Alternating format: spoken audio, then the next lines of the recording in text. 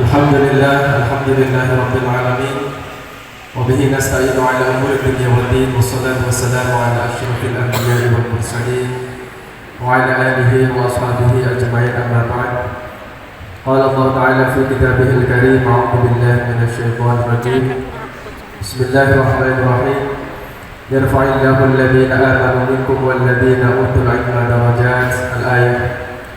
Yang kami muliakan pengasuh Pondok Pesantren Al-Qobah Kiai Haji Ahmad Junaidi Hidayat serta Ibu Nyai Hajah Jazila Ansori Gus Arin Al-Haq LC selaku pengasuh Pondok Pesantren Al-Qobah 4, para pimpinan sekolah, dewan guru, asatidzah, para wali santri yang kami hormati, anak-anakku, para santri baru rahimakumullah. Alhamdulillah pada pagi yang cerah ini penuh berkah kita dapat berkumpul bersama untuk melaksanakan opening atau iftitah Ad-Dirasiyah Al-Jadidah, pembukaan tahun ajaran baru. Semoga kita semuanya mendapatkan rahmat dari Allah Subhanahu wa taala. Amin ya rabbal alamin. Kedua kalinya sholawat serta salam kita haturkan kepada Nabi Agung Muhammad sallallahu alaihi wasallam yang telah menyampaikan ajaran agama Islam kepada kita semuanya.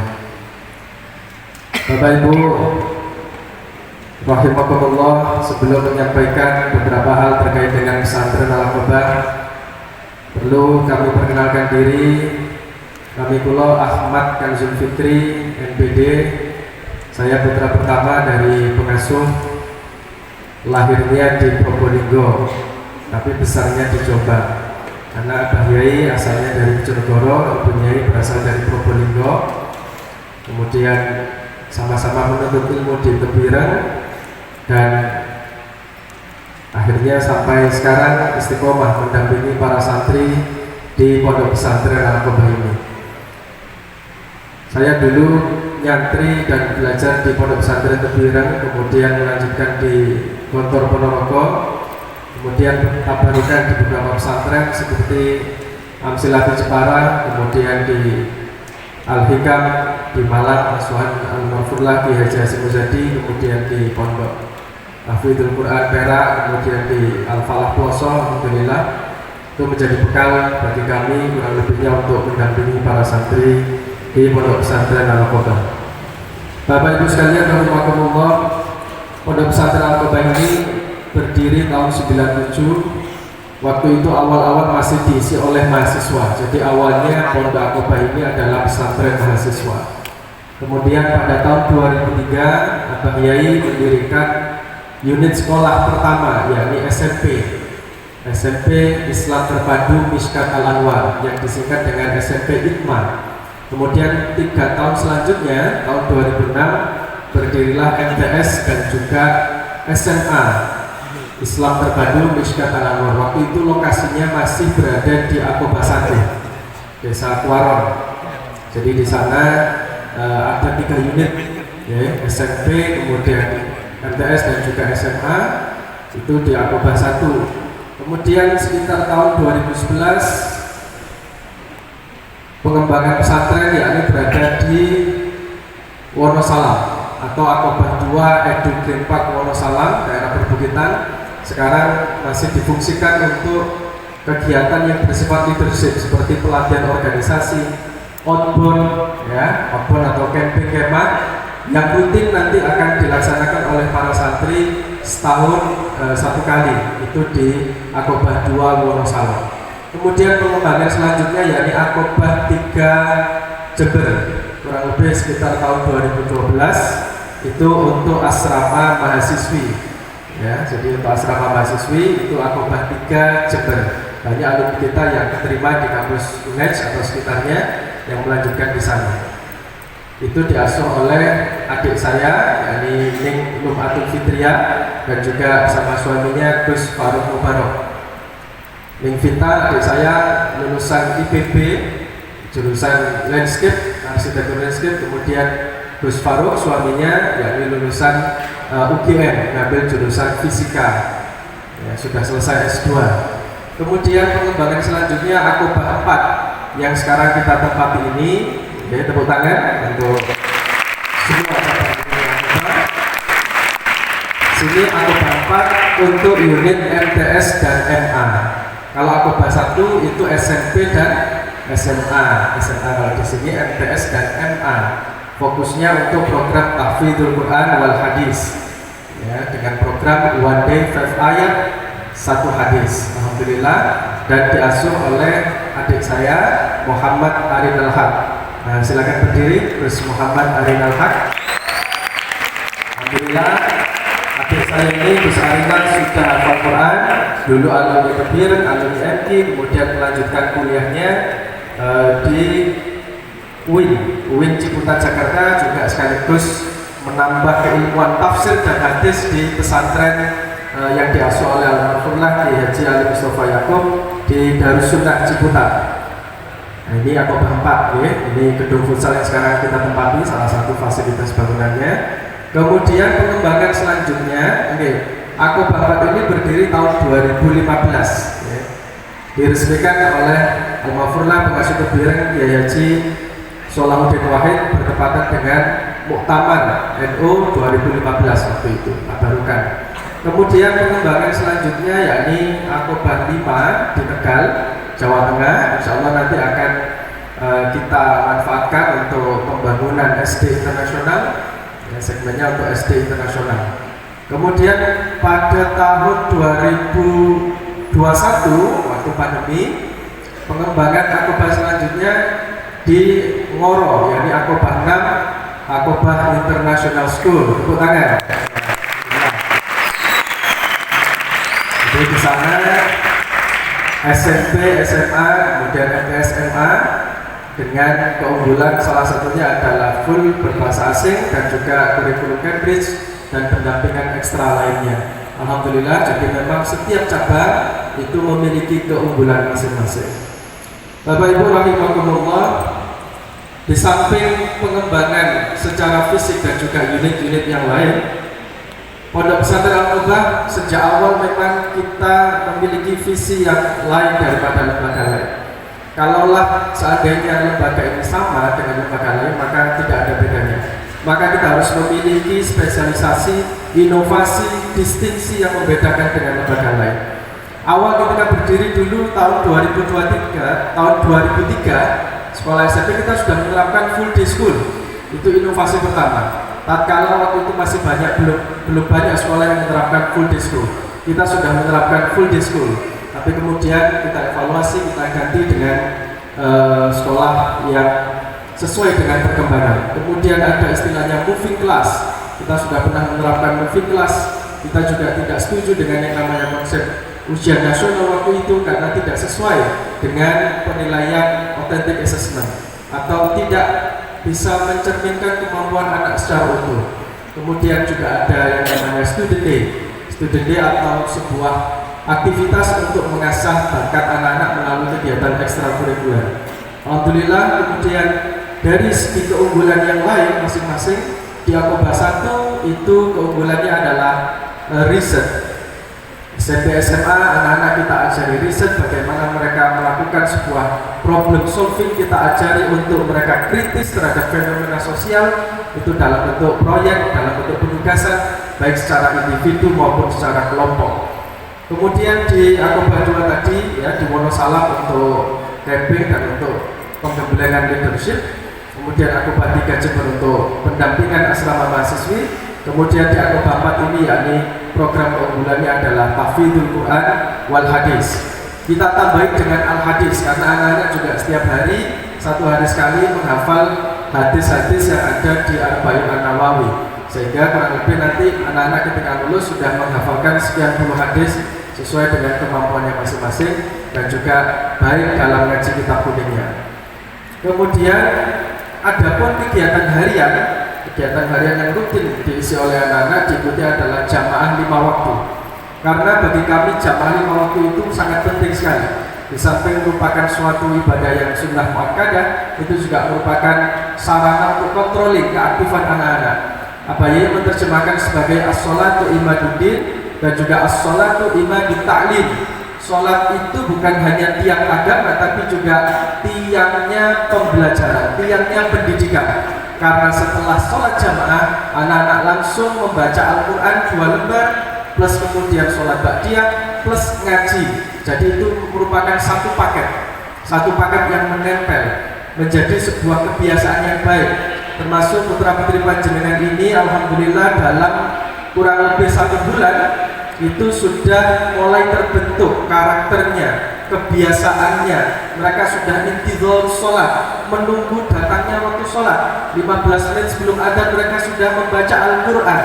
Karena kami berkeyakinan man asroqat bidayatuhu asroqat nihayatuhu.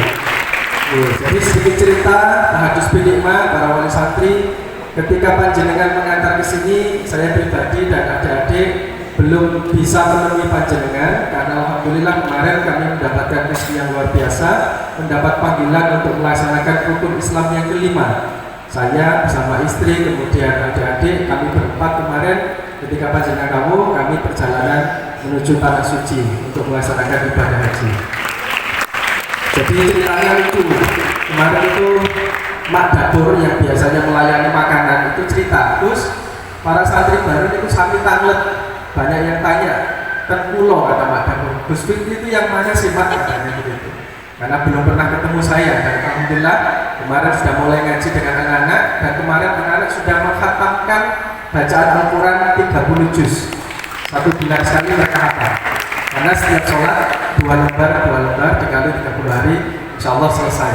Dan juga saya cek tadi alhamdulillah ada sekitar rata-rata 30 atau 40 bait ya, bait alfiyah atau khulasoh yang sudah dihafalkan oleh anak-anak. Jadi nanti Bapak Ibu bisa menyaksikan, insya Allah ini adalah awal yang baik. Anak-anak nanti akan tampil hafalannya, khulasohnya, nahwu sorofnya dan juga ibadahnya yang sudah mereka pelajari selama 1 bulan ini.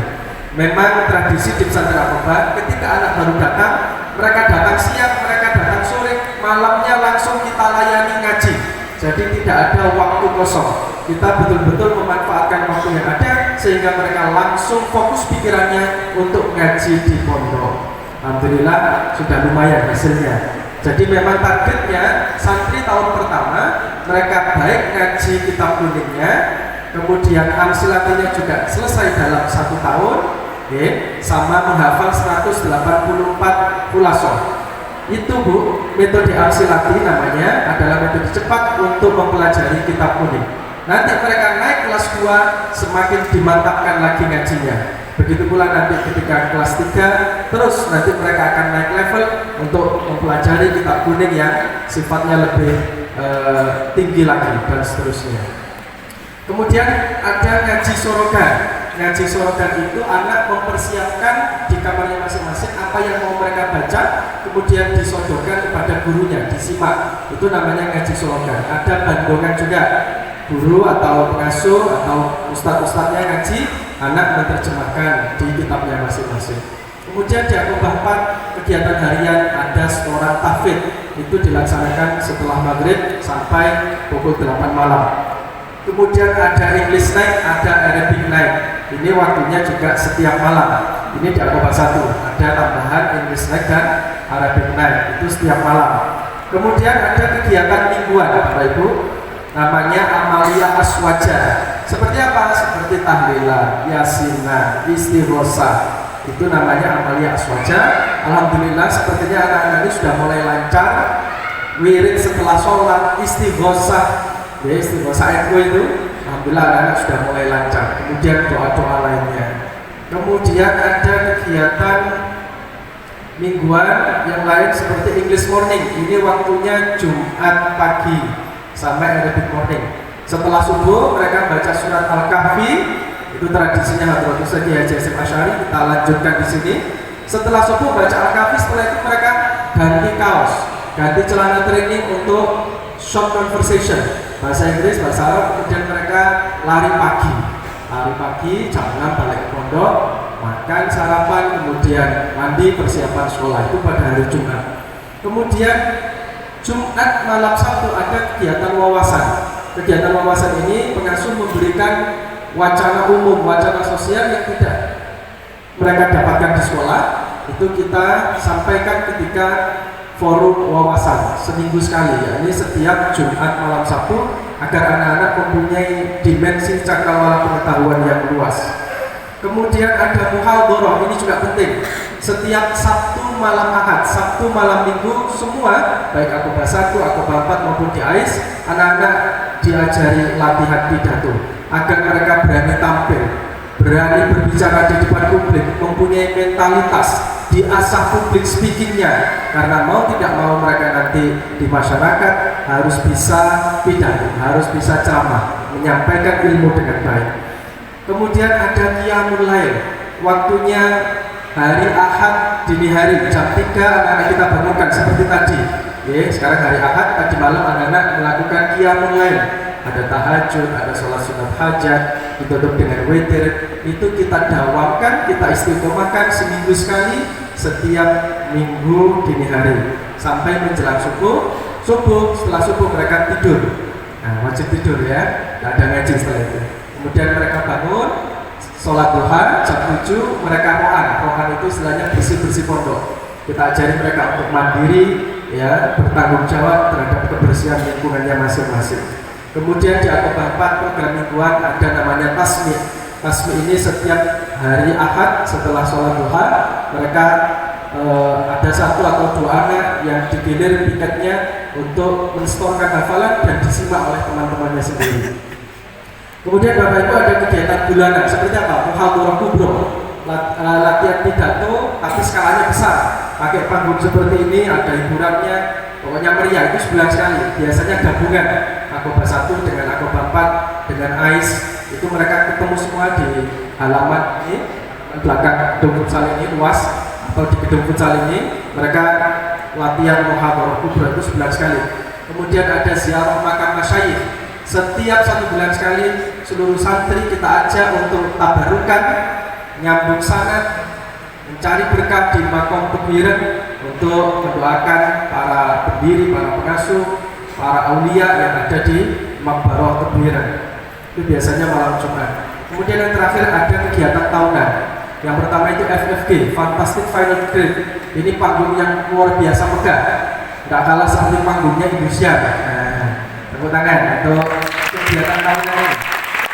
FFG ini pentas seni akbar yang dilaksanakan oleh kelas 3, khusus untuk kelas 3. Jadi mereka sebelum lulus menampilkan kreasi terbaik pentas seni, itu namanya FFG, Fantastic Final Grade. Kemudian ada outbound. Outbound ini setahun sekali, biasanya nanti akhir tahun, diikuti oleh semua santri jadi satu putra putri. Tempatnya di Aqobah 2 Wonosalam. Nah, di sana bisa sambil rekreasi, refreshing. Itu milik pondok sendiri. Ada buah durian, ya, bisa makan di sana. Karena masih alami. Ada apa itu namanya flying fox, ya. Ada memanah, ada berkuda. Itu semua anak-anak itu sekarang. Kurang lebih biasanya 5 hari di sana. Nah, nanti setelah itu Desember anak-anak sudah libur akhir tahun. Kemudian ada pentas seni, gelar karya dan lain sebagainya. Bapak Ibu, perlu kami sampaikan terkait dengan metode akselerasi. Apa itu metode akselerasi? Metode akselerasi adalah metode cepat, akseleratif, dan mudah untuk membaca kitab kuning. Ini untuk tingkat dasar dan menengah. Targetnya adalah anak baru atau kelas 1 itu nanti setahun sudah selesai.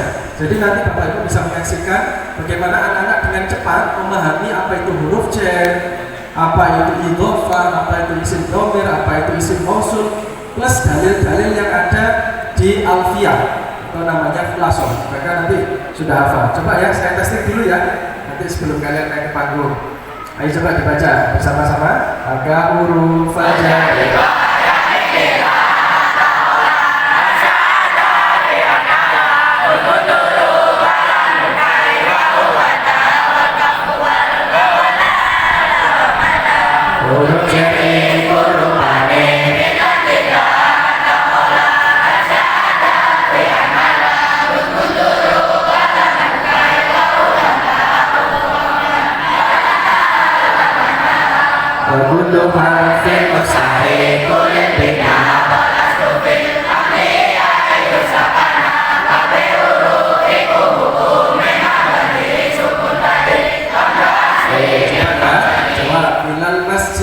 Ilal masjidi adalah susunan.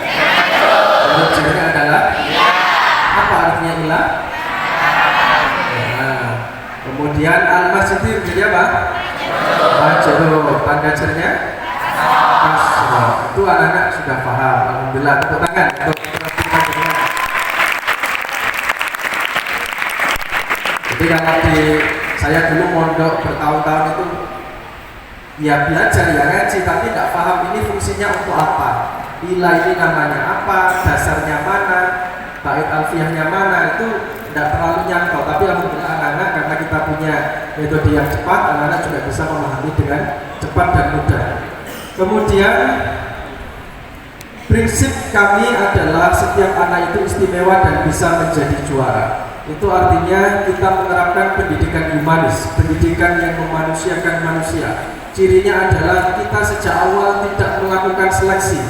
Tidak ada anak yang kita tolak, semuanya kita terima karena kita meyakini dan mengapresiasi setiap anak itu memiliki kelebihannya masing-masing. Setiap anak itu istimewa dan bisa menjadi juara. Juara di bidang masing-masing. Kalau ada santri yang menghafal Quran di program Aku Bapak ini, ada yang lambat, ada yang sedengan, ada yang cepat, itu biasa. Yang penting anak-anak mau dan memiliki semangat yang terus mereka jaga. Bukan masalah berapa cepat mereka menghafal Quran, tapi seberapa lama mereka bersama Al-Quran. Kemudian di sini sekolah memang tidak menggunakan seragam. Karena itu tadi cirinya adalah kita mereduksi, kita meminimalisir yang namanya peraturan. Kemudian anak-anak juga kita bekali dengan pembelajaran IT. Anak-anak kita sarankan untuk membawa laptop sehingga nanti pembelajaran itu sesuai dengan konteksnya. Anak-anak bisa mencari sumber referensi yang luas, anak-anak bisa berlatih presentasi dan sebagainya. Tentu ada waktu-waktu tertentu kapan menggunakan laptopnya. Jadi ini sesuai dengan prinsip al-muhafadzah 'alal qadimi shalih wal akhdhu bil jadidil aslah. Kita melestarikan budaya-budaya salaf yang baik, kemudian kita juga mengadopsi metode-metode kontemporer yang jauh lebih baik. Kemudian ada juga program namanya Kelas CI, Continuous Improvement. Kelas CI ini adalah tujuannya untuk mendrilling, melatih anak-anak untuk menjawab berbagai macam soal, ya, kemudian materi-materi itu secara intensif sehingga anak-anak nanti bisa menjawab soal-soal dengan baik. Ada lomba-lomba seperti Olimpiade. Dan alhamdulillah pada tahun 2003 kemarin anak-anak itu ada sekitar 200 lomba yang mereka menangkan di ajang Olimpiade. Sebenarnya itu artinya di sini sekolahnya baik, pondoknya juga baik. Karena terkadang ada lembaga yang pondoknya bagus tapi sekolahnya kurang bagus karena dikorbankan oleh salah satunya sehingga tidak seimbang. Kita ingin semuanya berjalan dengan baik. Ada juga kelas Kaizen dan juga ada kelas akselerasi tahfidz yang ada di Aku Bapak ini. Bapak Ibu, alhamdulillah sekolah kami ini IPMA termasuk salah satu sekolah binaan UNESCO yang berpusat di Thailand. Sehingga alhamdulillah para guru kemudian para pimpinan sering mendapatkan seminar atau materi, ya, terutama yang berkaitan dengan pembelajaran kontemporer, pembelajaran yang humanis, yang sesuai dengan konteksnya sekarang. Alhamdulillah kita pernah diundang seminar di Thailand berkali-kali, kemudian di Singapura, di Malaysia, terakhir di Filipina. Insya Allah Agustus ini atau bulan depan beberapa santri ada yang berangkat ke Jepang. Nah, Insya Allah ya, itu sudah kita persiapkan. Kemudian tahun lalu para santri juga ada yang berpartisipasi untuk melakukan studi banding di Turki. Nah, di Turki, jadi santri Aku Bapak 1, Aku Bapak 4, santri AIS, mereka kita kasih pengalaman internasional. Kemudian yang terakhir pesan kami kepada wali santri, para orang tua, sudah yakin sepenuhnya, harus yakin sepenuhnya bahwa pesantren adalah tempat yang terbaik untuk mencari ilmu. Di pesantren ini bukan hanya kegiatannya yang banyak, tapi juga ada unsur doa dari pengasuh, doa kiai, kemudian ada barokah. Yang terpenting tujuannya adalah untuk menjadi putra-putri yang soleh solihah, putra-putri yang berakhlak mulia dan berbakti kepada keluarga dan masyarakat. Demikian yang kami sampaikan, kurang lebihnya mohon maaf. Ihdinas siratal mustaqim. Assalamualaikum warahmatullahi wabarakatuh.